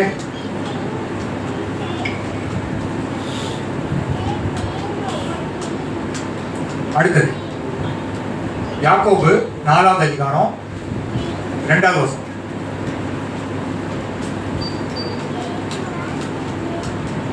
நீங்கள் இச்சித்தும் உங்களுக்கு கிடைக்கவில்லை, நீங்கள் கொலை செய்தும் பொறாமை உள்ளவர்களாய் இருந்தும் அடையாமல் போகிறீர்கள். நீங்கள் சண்டையும் யுத்தமும் பண்ணி நீங்கள் விண்ணப்பம் பண்ணாமல் இருக்கிறதுனாலே உங்களுக்கு சிந்திக்கிறதில்லை. இந்த 2:3 காரியங்களை பார்க்கிறோம். உங்களுக்கு கிடைக்கவில்லை, நீங்கள் அடையக்கூடாமல் போகிறீர்கள். 3வது வசனத்துல உங்களுக்கு சித்திக்கிறது இல்லை. ஓகே, அடுத்தது 6வது வசனம். அவர் அதிகமான கிருபையை அளிக்கிறாரே, ஆதலால் தேவன் செல்வந்தர்களுக்கு ஏற்றுகிறார், தாழ்மையுள்ளவருக்கோ கிருபை அளிக்கிறார் என்று சொல்லி இருக்கிறது. அவர் அதிகமா கிருபை, அவர் அதிகமா கொடுக்கிறாரு, உங்களுக்கு ஏன்பா கிடைக்கல கேட்பாங்கல்ல. ஒருத்தன் போய் ஆத்துக்கு போயிட்டு தண்ணி ஆத்துல தண்ணி நிறைய போயிட்டு இருக்கு, எனக்கு ஒரு சொம்பு தண்ணி கூட கிடைக்கலைங்க. ஆத்துல தண்ணி நிறைய போகுதுப்பா, நான் வயலுக்கு அதை வச்சுதான் நீர் பாய்ச்சிட்டு இருக்கேன், நீனா ஒரு சொம்பு தண்ணி கிடைக்கலன்னு சொல்றேன் அப்படிங்கிற மாதிரி யாக்கோபு கேட்கிறாரு. அவர் அதிகமான கிருபை அளிக்கிறாரே, உனக்கு ஏன் கிடைக்கல, உனக்கு ஏன் அடையக்கூடாமல் போகுது, உனக்கு ஏன் சித்திக்கல, நீ வெற்றி பெறணும்னு அவரை கூட அதிகமா விரும்புறது யாருமே கிடையாது. நான் நினைச்சிருந்தேன் என் பையனை பத்தி நான் கவலைப்பட்டு ஆட்டோ சொன்னேன், உன் பையன் வெற்றி பண்ணணும்னு சக்சஸ்ஃபுல்லா இருக்கணும் நீ எவ்வளவு நினைக்கிறியோ அதை விட அதிகமா நினைக்கிறது யாரு, நான் தான் நினைக்கிறேன். நீ கூட அதுக்காக என்ன செய்வேன்னு தெரியாது, நான் அதுக்காக அவனுக்காக உயிரே கொடுத்துருக்கேன். அப்போ அவன் வெற்றி பெறணும்னு உண்மையிலே என்ன விட அதிகமா நினைக்கிறது யாரு, அவர் தான். அப்படி இருந்தும் என்ன நடக்கல, வெற்றி வரலன்னா ஏன் காரணம்னு கேட்கிறேன். 8வது வருஷம். தேவனிடத்தில் சேருங்கள், அப்பொழுது அவர் உங்களிடத்தில் சேருவார். பாவிகளே உங்கள் கைகளை சுத்திகரியுங்கள், இருமனம் உள்ளவர்களே உங்கள் இருதயங்களை பரிசுத்தமாக்குங்கள். தேவனிடத்தில் சேருங்கள், அப்பொழுது அவர் உங்களிடத்தில் சேருவார். பாவிகளே உங்கள் கைகளை சுத்திகரியுங்கள், இருமனம் உள்ளவர்களே உங்கள் இருதயங்களை பரிசுத்தமாக்குங்கள். 7வது வசனம். ஆகையால் தேவனுக்கு கீழ்ப்படிந்திருங்கள், பிசாசுக்கு எதிர்த்து நில்லுங்கள், அப்பொழுது அவன் உங்களை விட்டு ஓடி போவான். நம்ம அதை அப்படியே உல்டாவா பண்ணிருக்கோம். என்ன பண்றோம், தேவனுக்கு எதிர்த்து நின்றுட்டு பிசாசுக்கு கீழ்ப்படுகிறோம், அவன் வீட்டிலே வந்து தங்கிக்கிட்டான். ரைட்டா? அடுத்தது 8வது வசனத்துல உங்கள் இருதயங்களை பரிசுத்தமாக்குங்கள். இப்ப பாருங்க, இப்போ ஒருத்தன் வந்து என்ன செய்வான், உங்க பையனே இருக்கான்னு வச்சுக்கேன். ஆண்டவர் வந்து பழைய ஏற்பாடும் புதிய ஏற்பாடுக்கும் நிறைய வித்தியாசம் இருக்கு. பழைய ஏற்பாட்டுல ஆண்டவர் வந்து பாவிகளை எதை மாதிரி டீல் பண்ணியிருக்கு. ஆனா புதிய ஏற்பாட்டுல ஆண்டவர் வந்து ஒரு தகப்பன் தன்னுடைய பிள்ளைய எப்படி நடத்துவானோ அப்படிதான் நடத்துவேன்னு சொல்லியிருக்கிறேன். அப்போ எனக்கு ஒரு பையன் இருக்கான்னு வச்சுங்க, அவனுக்கு காசு கொடுக்குறேன், அவன் போய் என்ன பண்ணிட்டான், தண்ணி அடிச்சுட்டு வந்துட்டான்னு வச்சுங்க, அவனுக்கு இன்னும் கொஞ்சம் கூட காசு கொடுத்து டேய் இன்னும் நல்லா குடி அப்படின்னு சொல்லுவானா, அவனோட பாக்கெட் மணியை குறைச்சிடும். அதே நேரத்தில் அவன் அதில் போய் நல்லா ஒரு சிக்கன் சாப்பிட்டு ஜிம்முக்கு போகிறான், நல்லா பாடியை பில்டு பண்ணுறான்னா என்ன செய்வேன், அதுக்கு பணம் கொடுப்பேன். அதை மாதிரி பணமும் நேரமும் கர்த்தர் வந்து கண்ட்ரோல் பண்ணி வச்சிருக்கிறார். ஏன்னா என்ன இருக்குதோ அதான் என்னமாயிரும், அதிகமாயிரும். ஒரு மனிதனுடைய வாழ்க்கையில ஏற்கனவே ஒன்று கொஞ்சமா இருக்கு இல்லையா, அது பணம் வந்தோன்னா அதிகமாயிடும். ஏற்கனவே ஒருத்தன் சண்டை போடுறான்னு வச்சுங்க, பணம் வந்தோன்னா இன்னும் 1000 வாங்கி சண்டை போடுவான். சில நாடு எப்போ தான் சண்டை போட்டே இருக்கும். அதுக்கு காசை கொடுத்தீங்கன்னு வச்சுங்க, இன்னும் நல்ல AK-47 வாங்கி வச்சு பாகிஸ்தானுக்கு சாப்பிட்றதுக்கே வழி கிடையாது. அமெரிக்கா காசு கொடுக்குது, காசு கொடுத்தா என்ன பண்றான், காசை கொண்டு போய் கொடுத்து என்ன செய்யறான், கோதுமை வாங்கி சப்பாத்தி சுட்டு சாப்பிடல, அதுக்கு எவ்வளவு ஆயுதம் வாங்க முடியுமோ வாங்கி பட்டினியா கிடந்தா கூட என்ன பண்ணுவான், சண்டையை போடலாம்.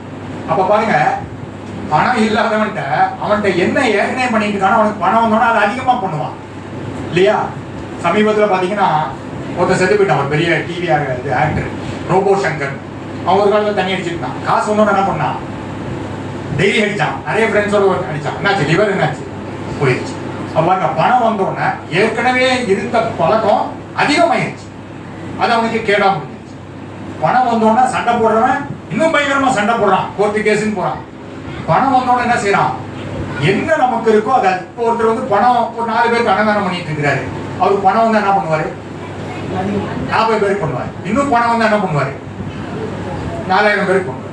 கரெக்டா? ஒருத்தர் ஊழியம் பண்றாரு, அவருக்கு பணம் வந்தா என்ன பண்ணுவாரு, அந்த பணத்துக்கு தக்கதா பண்ணுவாரு. இன்னும் நிறைய பணம் வந்துச்சுன்னா இன்னும் பெருசா பண்ணுவாரு. இப்ப சென்னையில வந்து ஒருத்தர் ஒரு 400 கோடிக்கு சர்ச்சை கட்டிட்டாரு. 2 பேர் கட்டிட்டாங்க. அது மாதிரி 150 கோடி 200 கோடிக்கெல்லாம் சர்ச்சை கட்டுறாங்க. ஸோ அவ்வளவு தொகையை வந்து கர்த்தர் கொடுக்குறாரு அவங்க கையில, 200 கோடி ரூபாயை. அவங்களாம் சைக்கிளில் சுற்றிட்டு இருந்தவங்களாம். அதே பக்கத்து மளிகை கடையில கூலி வேலை செஞ்சவங்க. அவங்க சைக்கிளில் போய் மூட்டாடி போட்டவங்கலாம் இன்னைக்கு என்ன பண்ணிட்டாரு, ஒரு 200 கோடிக்கு அங்கே ஒரு சர்ச்சை கட்டிட்டாரு, மால் கட்டுற மாதிரி. அப்போ 200 கோடி பெரிய மேட்டர் கிடையாது. கர்த்தர் அந்த பணத்தை எப்போ கொடுக்குறாருன்னா, அதை கொடுக்க போது என்ன நடக்கும் அப்படின்னு பார்த்தீங்கன்னா, ஏற்கனவே எனக்குள்ள அவிசுவாசம் இருந்துச்சுன்னா அதுதான் அதிகமாகும். அதனாலதான் இங்க யாக்கோபு சொல்றாரு, உங்களுக்கு கிடைக்கல. ஏன் கிடைக்கலன்னா, நீங்க ஏற்கனவே பரிசுத்தமா இருந்தீங்கன்னா இன்னும் பரிசுத்தமாக முடியும். ஆனா ஏற்கனவே பரிசுத்தமா இல்லைன்னா பணம் நிறைய வந்தா இன்னும் அதிகமா தான் என்ன ஆகும், இதாகும். ரைட்டா? இப்போ என்கிட்ட கொஞ்சமா பணம் இருந்தப்போ ஷாப்பிங் பண்ணிட்டு இருந்தேன். என்கிட்ட கொஞ்சம் நிறைய பணம் வந்துச்சு, அதுக்கப்புறம் அதிகமா ஷாப்பிங் பண்ணேன், கொஞ்சமா பைபிள் படித்தேன். அப்போ ஒரு நாள் எனக்கு ஆண்டவருக்கு உணர்த்தினேன். சென்னையில் இருந்தப்போ பெரும்பாலும் மால்லே சுத்திட்டு இருந்தேன். அப்பதான் அந்த ஆண்டவர் சொன்னார், நீ என் கூட சுத்துறத விட என்ன செய்ய, மால்ல தான் அதிகமா சுத்திட்டு இருக்க. ஏன்னா இப்போ உனக்கு வருமானம் அதிகமாயிடுச்சு. ஒரு பொருளை வாங்குறது, அப்புறம் போய் ரிட்டர்ன் கொடுக்கறது, அப்புறம் அதை வாங்குறது, இதை பண்றது, இதே பண்ணிட்டு இருக்க. ஸோ இதுக்கு நீ எவ்வளவு நேரம் செலவு பண்ணிட்டு இருக்கேன்னு பாரு. ரைட்டா? இன்னைக்கு நிறைய பேர் லைஃப்ல ஆண்டவர் உயர்த்தினதுக்கு அப்புறம் இதான் நடக்குது. அதனால ஆண்டவர் என்ன செய்யறாரு, வெயிட் பண்றாரு. ஏன்னா முதல்ல நமக்குள்ள கேரக்டர் ஃபார்ம் ஆகிறதுக்கு முன்னாடி ஆண்டவரால் என்ன செய்ய முடியாது, நமக்கு கொடுக்க முடியாது. அப்ப யாரு டிலே பண்ணிட்டு இருக்கா, நம்ம தான் டிலே பண்ணோம். கர்த்தர் நம்ம உயர்த்தணும்னு காத்திருக்கிறார். 10வது வசனம்,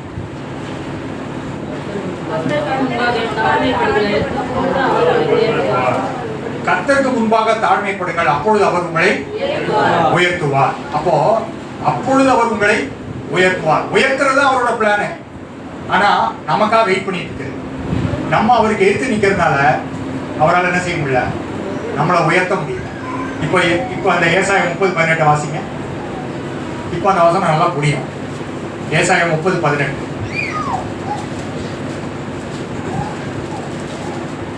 ஆனாலும் உங்களுக்கு இறக்கும்படி கர்த்தர் காத்திருப்பார், உங்கள் மேல் மனதுருகும்படி எழுந்திருப்பார். கர்த்தர் நீதி செய்கிற தேவன், அவருக்கு காத்திருக்கிற அனைவரும் பாக்கியவான்கள். இங்க வந்து 2 பேர் காத்திருக்கிறத பத்தி சொன்னேன். கர்த்தர் காத்திருக்கிறாரு, இன்னொன்னு அவருக்கு காத்திருக்கிற அனைவரும் பாக்கியவான்கள். அவருக்கு காத்திருக்கிறது அப்படிங்கிறது நல்ல விஷயம். அது எப்பவுமே 1 மாசம் தான். ஆனா அவர் நமக்காக காத்திருக்கிறது தான் 40 வருஷம். அதனாலதான் அந்த வனாந்தர சம்பவத்துல பைபிள் எழுதியிருக்கு, 40 வருஷம் கர்த்தர் தான் காத்திருந்தாரு, அவங்க காத்திருக்கிறார். அடுத்தது இதுல சம்பந்தம் இல்லாம ஒரு வார்த்தை இருக்கு, அதை பத்தி தான் இப்ப பார்க்க போறோம். கடைசியா நிறைய பேருக்கு என்ன முடியாது அப்படின்னு நினைக்கிறீங்க, முடிய போகுது. கர்த்தர் நீதி செய்கிற தேவன், அப்படி யாரும் நினைக்கல, விளையாட்டு சொன்னேன். கர்த்தர் நீதி செய்கிற தேவன். அப்போ கர்த்தர் வந்து நீதி செய்கிற தேவன் ஏன் எழுதணும்? கர்த்தர் நீதி செய்கிற தேவனா இருக்கனால கர்த்தர் காத்திருக்க வேண்டியதா இருக்கு. ஒருத்தர் நீதியான ஆளு கியூல வெயிட் பண்ணி தான் போவாரு.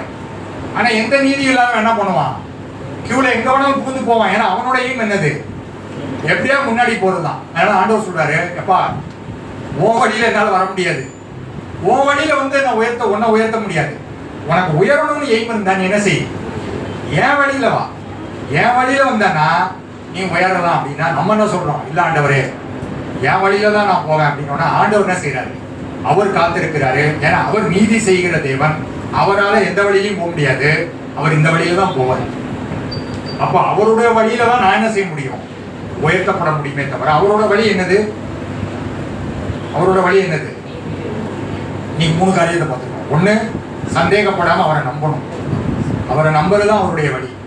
அவரை நம்பினாதான் அவர் என்ன செய்ய முடியும், எதையுமே செய்ய முடியும். சந்தேகப்பட்டா செய்ய முடியாது. 2வது, என் மேல 1000 குறை இருக்கிறது எனக்கு தடை கிடையாது, அது ஜெபத்துக்கு தடை கிடையாது. ஆனா இன்னொருத்தர் மேல ஒரு குறை இருக்கு இல்லையா, அதை நான் மன்னிக்காம இருக்கேன்ல, அதுதான் தடை. ரைட்டா?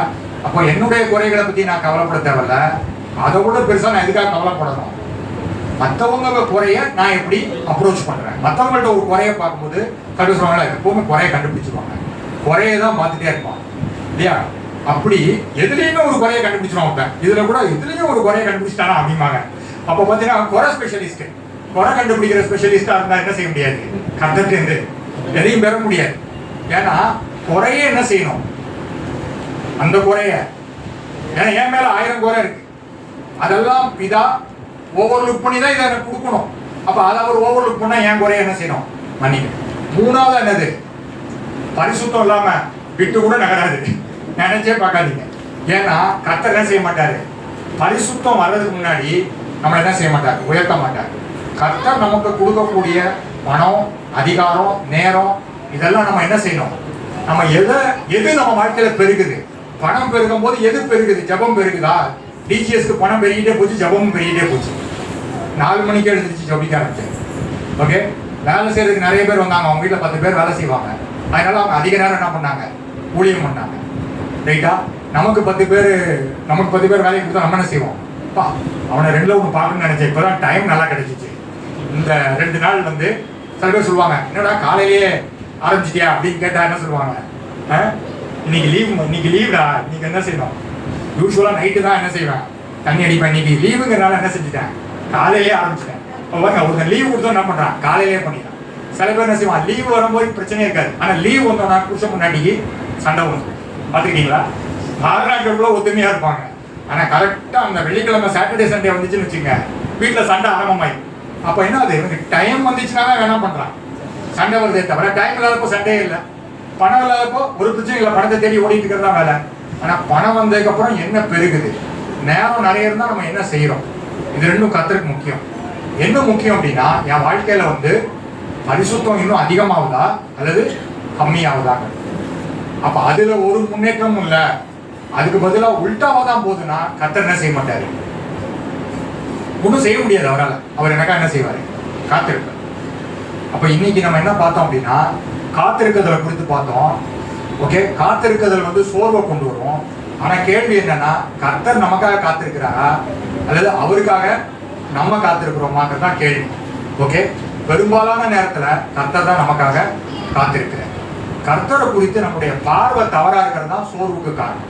கர்த்தர் வந்து அந்த லூக்கா 18 இல்லையா, 18 தானே பார்த்தோம், 1லேருந்து 10 என்ன பார்த்தோம், லூக்கா 18 1லேருந்து 10 சோர்வை கொண்டு வருது என்னது, வெகு நாள் வரைக்கும் அந்த விதவைக்கு நியாயம் கிடைக்கல. ஆனால் 8வது வசனத்தில் பிதா வந்து சீக்கிரத்தில் நியாயத்தை கொண்டு வர. கர்த்தர் என்ன செய்யணும்னு நினைக்கிறாரு, என்ன உயர்த்தணும்னு நினைக்கிறாரு. நான் என்ன செய்யறேன், அவரோட போராடி. அவர் என்ன சொல்றாரு, நீ இதெல்லாம் சீக்கிரம் முடிச்சுட்டேன்னா நான் என்ன செஞ்சிடலாம், உன்னை உயர்த்த முடியும் அப்படின்னு அவர் சொல்றாரு. ரைட்டா, நம்ம ஜெபம் பண்ணலாம். அன்பின் பரலோக பிதாவே, உமக்கு நன்றி செலுத்துகிறோம், ஸ்தோத்திரம். கர்த்தாவே உமக்கு நன்றி, உமக்கு ஸ்தோத்திரம். கர்த்தாவே ஆண்டவரே, இப்பொழுதும் ஆண்டவரே சோர்வை குறித்து எங்களுக்கு போதித்து, கர்த்தாவே உம்மை குறித்து தவறான எண்ணம் எங்களுக்கு இருந்தபடினால் எங்களுக்கு அடிக்கடி சோர்வடைந்தோம். ஆண்டவரே, நீர் நேற்றும் இன்றும் என்றும் மாறாதவராக இருக்கிறோம். நீர் நாங்கள் உயர்த்தப்பட வேண்டும் என்று நீர் விரும்புகிறீர். நீர் எங்களுக்காக சிலுவையில் மரித்தீர். சொந்த குமாரன் என்றும் பாராமல் இயேசுவை எங்களுக்காக தந்தீர். கர்த்தாவே, இந்நாள் வரைக்கும் எங்களுக்கு எத்தனையோ நன்மைகளை செய்தீர். கர்த்தாவே, நாங்கள் உமக்கு ஒத்துழைக்காமல் கர்த்தாவே ஆண்டவரே வெகு நாள் வரைக்கும் நீர் எங்களுக்காக காத்திருக்கும்படி செய்திருக்கிறோம்.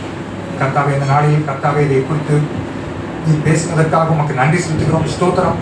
பரிசுத்த ஆவியானவர் இந்த சத்தியத்தை ஆண்டவரை எங்கள் லைஃப்ல அப்ளை பண்ண உதவி செய்கிறாங்க. உமக்கு நன்றி செலுத்துகிறோம், ஸ்தோத்திரம். அந்த ஒவ்வொரு ஆசீர்வதித்து ஜெபிக்கிறோம், இயேசுவின் நாமத்தில் ஜெபிக்கிறோம், நல்ல பிதாவே.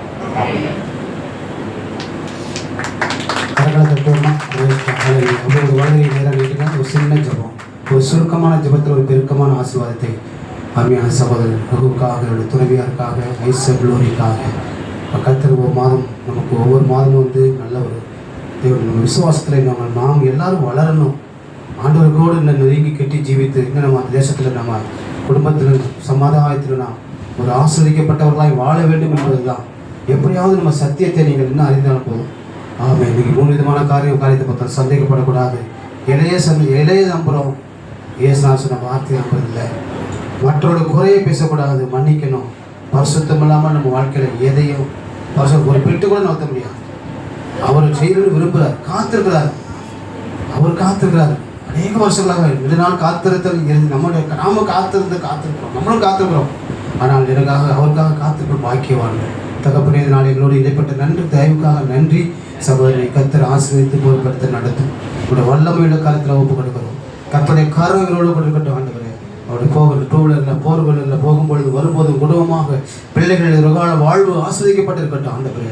கர்த்தர் தாமே அவருடைய வார்த்தை இன்னும் கர்த்தர் உயர்த்துக்கும். உங்களுடைய வார்த்தையினால தான் உயர்த்து. மனுஷன் அப்பத்தினாலே மாத்திரம் அல்ல, தேவனுடைய வாயிலிருந்து புறப்படுகிற ஒவ்வொரு வார்த்தையினாலும் பிழைப்பான், தன் விசுவாசத்தினாலே பிழைப்பான் என்று எழுதப்பட்டபடி ஆண்டவரே எங்களுக்கு கொடுத்த நல்ல அந்த ஒரு விசுவாசத்தை விதைத்திருக்கிறார்கள். தேவனுடைய மேலே வைக்கிற விசுவாசத்தை இன்னும் அதிகமாக நாங்கள் பெருகி உடைய நமக்கு காத்திருக்கிறவர்கள் பாக்கியவான்களாக இருக்க உதவி செய்வீர்களாக. சோர்ந்து போகாமல் இருக்கணும் ஆண்டவரே. சோர்வு ஆண்டவரே பலவீனத்தையும் அவிசுவாசத்தை கொண்டு வருகிறது. அநேக காரியங்களை பார்த்தோம், அதுக்கு எங்களை ஒப்பு கொடுத்துருக்கிறோம். கர்த்தர் தாமே இனி வர நாட்களில் அப்படி இந்த செய்தியை தொடர்ந்து அன்றைய கேட்டு கேட்டு கேட்டு அன்றைய தங்களை இன்னும் விசுவாசத்தை வளர்த்து கொள்ள கிருபைத்தார். இயேசுவின் நாமத்தில் ஜெபித்து வாழ்த்தி ஆசீர்வதிக்கிறோம் நல்ல பிதாவே. ஆமென். அல்லேலூயா. கரங்களை தட்டுவோமா? ஒரு விஷயம் கூட கரங்களை தட்டுவோம். கர்த்தர் ஆசீர்வதிப்பார். God bless you. தொடர்ந்து வாங்க. ஒரு விஷயத்த சொல்லணும்னு நினைக்கிறேன். அதாவது என்னன்னா, பரிசுத்தம் இல்லாம ஒரு பெட்டு கூட எதையும் நகராது அப்படின்னு சொன்னேன். அது கரெக்டானது கிடையாது. அதாவது என்னன்னா, நம்ம வாழ்க்கையில் எத்தனை வருஷம் பரிசுத்தமா பெர்ஃபெக்டா இருந்ததுனால எதுவும் நமக்கு கிடைக்கல. அதாவது நம்ம வாழ்க்கையில பெற்றுக்கொள்றது பரிசுத்தத்துல வளர உதவி செய்தான்னு பார்க்கணும். பரிசுத்தம் உள்ளவன் இன்னும் பரிசுத்தமாக கடவுள் தான் ஆண்டவர் சொல்றாரே தவிர, இயேசு கிறிஸ்து அளவுக்கு பரிசுத்தமாக தான் இருந்தாதான் நம்ம எதையும் செய்ய முடியும்னா எதுவுமே பெற்றுக்கொள்ள முடியும். அப்போ நம்ம என்ன செய்யணும்? வளரணும், பரிசுத்தத்துல வளரணுமே தவிர பின்னோக்கி போகக்கூடாது. ஓகே, இதுதான். ஏன்னா இதை ஏன் சொல்றேன் அப்படின்னா, பிசாசு இந்த செய்தியை அவனும் கேட்டுட்டு இருக்கான். நீங்க வீட்டுக்கு போகும்போது உங்களை என்ன செய்வான்? இதோட மோட்டிவ் உங்களை என்கரேஜ் பண்றதுதான், டிஸ்கரேஜ் பண்றீங்க. ஆனா இதே செய்தியை அவன் எடுத்து என்ன பண்ணுவான்? உங்களை டிஸ்கரேஜ் பண்ணுவான். ரைட்டா? நம்ம சந்தேகப்படும் போது தேவனிடத்திலிருந்து பெற முடியாதுங்கிறது உண்மைதான். ஆனா நிறைய நேரத்தில் நம்ம விசுவாசத்துல கடுகு விதையளவு விசுவாசம் தான் போதும்னு ஆண்டவர் சொன்னார். கொஞ்சோண்டு விசுவாசம் இருந்தாலே நம்ம தேவன்கிட்ட கடந்த நாட்கள் அநேகம் பெற்றிருக்கும். அதனால கர்த்தர் ஒரு மார்வாடி சேட்டு மாதிரி கிடையாது. எங்க வட்டி 5 வட்டி 10 வட்டின்னு கணக்கு பார்த்து நிறுத்து வாங்குறவர் கிடையாது. அவர் நம்முடைய அப்பாவா இருக்கிறார். கணக்கு டேலி ஆகலன்னு சொல்லிட்டு வெயிட் பண்ணிருக்க மாட்டாரு. அவர் எப்படிதான் இருக்கிறாரு? ரொம்ப கிருபையா தான் இருக்கிறார். அதை நம்ம எப்பவுமே மைண்ட்ல வச்சுக்கணும். அதனால இந்த செய்தி எந்த விதத்தையும் உங்களை என்ன செய்யக்கூடாது, என்கரேஜ் தான் பண்ணுமே தவிர டிஸ்கரேஜ் பண்ற மாதிரி இருந்துச்சுன்னா நீங்க சரியான செய்தியை கேட்கலாம். ஓகே, அதனால எப்பவுமே எதை கேட்கும் போதும் அது உங்களை என்கரேஜ் பண்றதுக்கு தான் ஆண்டவர் பேசுறேன். ரைட்டா? பெற்றுக்கொண்டது நம்ம இன்னும் வளரணும், வளர்க்கணும், நான் முன்னேறணும். நல்ல ஒரு அருமையான நல்ல ஒரு விளக்கம் கொடுத்தாரு. அந்த காரியம் அதுவும் நல்லா இருக்கும். யூடியூப்ல நீங்க கேளுங்க. உங்கள் சொந்த பந்தங்களுக்கு முக்கியமான நல்லா தெரிஞ்சவங்க கொடுங்க. கர்த்தர் உங்களை ஆசீர்வதிப்பாராக. கரங்களை தட்டி ஆண்டவருக்கு நன்றி சொல்லுவோம். ஒரு விஷயம் கூட பிரைஸ் காட். ஹல்லேலூயா. நம்ம ஆண்டோட வார்த்தை நமக்கு என்கரேஜ் பண்ணிட்டு தான் இருக்குது. ஆமென். நீங்கள் வேதத்தை தொடர்ந்து வாசிங்க, தொடர்ந்து நீங்கள் பிடித்துக் கொள்ளுங்க. வசனம் நம்ம வாழ்வழிக்கும், வசனம் நம்ம உயர்த்தும். ஆமென். நாங்கள் கூட நம்ம திரும்ப நம்ம ஆயத்தப்பட போகிற நேரம் இல்லை. இந்த விஷயத்தை நம்ம என்ன செய்ய போகிறோம்? இந்த மிஷனரி காணிக்க தன்மையாக சொல்ல இந்த சீக்கிரமாக கொடுத்துட்டோம்னா வாக்கு பண்ணவங்க கரெக்டாக கொடுக்கணும். அது யூடியூப்லேயும் பார்த்து நம்ம சர்ச்சு குரூப்லேயும் போட்டிருக்கேன். ஏன்னா அவங்களுக்கு 10 தேதிக்குள்ளே 2 வாரத்துக்குள்ளே போய் சேர்த்துனாக்க அந்த குடும்ப சாப்பாட்டுக்கு ரொம்ப உதவியாக இருக்கும். அவ்வளோ கஷ்டப்படுறாங்க. ஒரு மிஷனரி குடும்பத்தை தத்து நான் கேட்கல போட்டால், ஏன்னா நம்ம மாதம் கரெக்டாக அனுப்பிச்சோம்னா அந்த ஒரு குடும்பத்துக்கு நம்ம நம்பி இருப்பாங்க. நம்மளை நம்பி இருப்பாங்க. கரெக்டாக செய்யணும். இன்னும் அதிகமாக தவிர குறையக்கூடாது. இன்னும் ஒரு மிஷினை கூட சேர்க்கலாம். அப்போ நாளடைவில் அப்படியே திறந்த நேரம் நாம் ஆயத்தப்படுவோம். தயவுசெய்து இந்த கேமரா எடுத்துக்கிட்டு வச்சுருக்கேன். அப்படியே லைனாக முட்டி போட்டு பாட்டு போடும்போது அதை நீங்கள் வேண்டும்னா இடத்துல வேண்டாம் விட்டுருலாம்.